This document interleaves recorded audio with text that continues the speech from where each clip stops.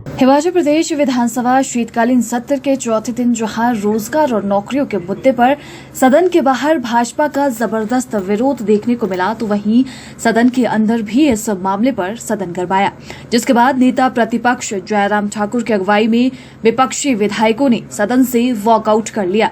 प्रश्नकाल के साथ सदन की शुरुआत हुई, लेकिन रोजगार के मुद्दे पर विपक्ष की ओर से स्थगन प्रस्ताव की मांग करते हुए चर्चा की मांग की गई। मंजूरी न मिलने के बाद विपक्ष के विधायक नारेबाजी करते हुए सदन से बाहर निकल गए। नेता प्रतिपक्ष जयराम ठाकुर ने कहा कि हिमाचल प्रदेश में रोजगार का मुद्दा बेहद गंभीर है। इसी को लेकर विपक्ष की ओर से स्थगन प्रस्ताव लाकर चर्चा की मांग की गई थी। उन्होंने कहा कि भाजपा विधायक सतपाल सिंह सत्ती, रणधीर शर्मा और विपिन सिंह परमार ने नियम 67 के तहत स्थगन प्रस्ताव का नोटिस दिया ताकि प्रदेश के सबसे बड़े मुद्दे रोजगार को लेकर चर्चा की जा सके। उन्होंने कहा कि प्रदेश सरकार को 1 साल का समय हो गया है, लेकिन अभी तक प्रदेश में युवाओं को रोजगार नहीं मिला है।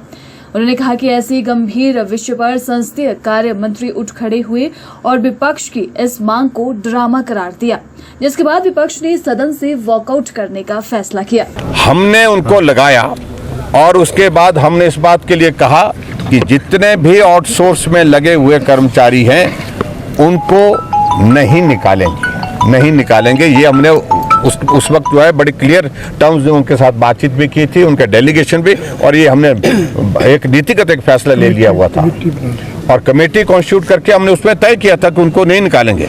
और पर्टिकुलरली जो कोविड के दौरान लगे हुए उनके बारे में तो हमने बिल्कुल साफ कहा था कि इन बच्चों ने बहुत कठिनाई में काम किया है, बहुत मानवीय ढंग से इनने जो है अपनी सेवाएं दी हैं।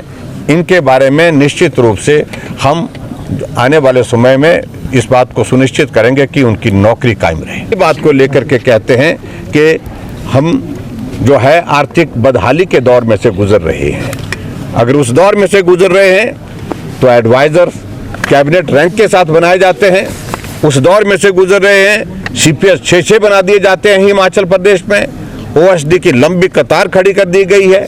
ऐसी परिस्थिति में मैं यही कहूँगा कि हिमाचल प्रदेश में जिस मुद्दे को बहुत गंभीर हम समझते हैं, उस मुद्दे पर आज हमने सदन के अंदर चर्चा करने की कोशिश नहीं दी।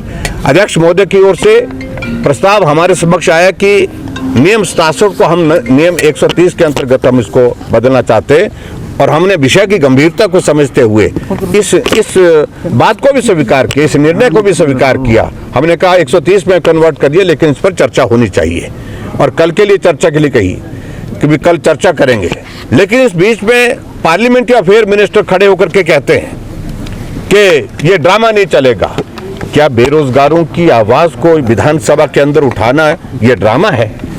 क्या बेरोजगारों के हित में विधानसभा के बाहर बात कहना क्या ये ड्रामा है? अगर उनके नजरों में अगर ये ड्रामा है तो निश्चित रूप से भारतीय जनता पार्टी इसको करती रहेगी, क्योंकि बेरोजगारों को नौकरी मिलनी चाहिए, रोजगार मिलना चाहिए, ये हमारी प्राथमिकता है। और दूसरे उसके पश्चात मुख्यमंत्री अपने आसन पर खड़े हो जाते हैं और जो बातें वो कहने की कोशिश कर रही हैं।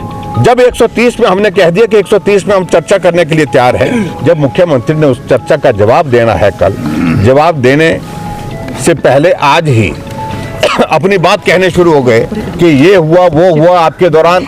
मैं सारी बातों को लेकर के कोई बात नहीं कहना चाह रहा हूं, लेकिन जिस प्रकार से हिमाचल प्रदेश में कांग्रेस सरकार ने बेरोजगारों के साथ धोखाधड़ी की है, गद्दारी की है, जिसको मैं बोल सकता हूं अपने वादे के मुताबिक, गारंटी के मुताबिक, ये शब्द उचित है नहीं है, लेकिन ये शब्द छल किया है, तो ऐसे में मैं यही कहूंगा कि उनको माफी मांगनी चाहिए बेरोजगारों से, और इस सारे विषय को लेकर के जो सदन में जो चर्चा के लिए हमने उठाया है, इसमें अपनी बात को स्पष्ट करना चाहिए।